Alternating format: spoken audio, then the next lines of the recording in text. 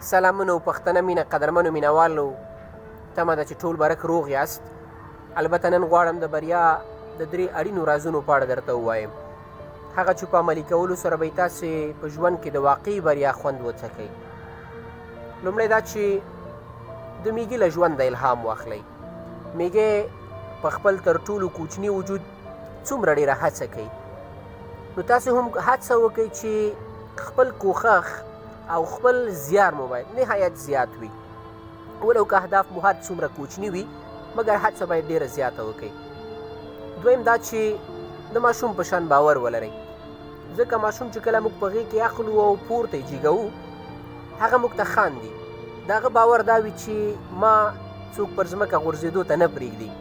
نو کله که زموږ ستاسو باور دا وي چې زموږ خالق له موږ سره دی، زموږ رب له موږ سره دی او هغه هیڅکله موږ ماتې ته نه پرېږدي، هغه هیڅکله موږ پر ځمکه غورځېدو ته نه پرېږدي، زه مطمئن یم چې تاسې به بریا ته ورسېږئ. او دریم دا چې د مور په شان هیله ولرئ، ځکه یوه مور کله چې خپل بچي ته پی ورکوي حد اقل د 15 شلو یا 13 کالو د راتلونکي دپاره هغه هیله لري چې زما بچی حد اقل 20 یا 13 یا 15 یا 13 کاله وروسته زما د خدمت جوګه کېږي. نو که چیرې مور دا هیله او دا امید نه درلودلی هیڅکله به یې بچی نه وی زیږولی، او که یې زیږولی وی نو هیڅکله به یې پی نه وی ورکړی. فلهذا د میږي په شان هڅه وکئ، د ماشوم په شان باور ولرئ او د مور په شان هیله ولرئ.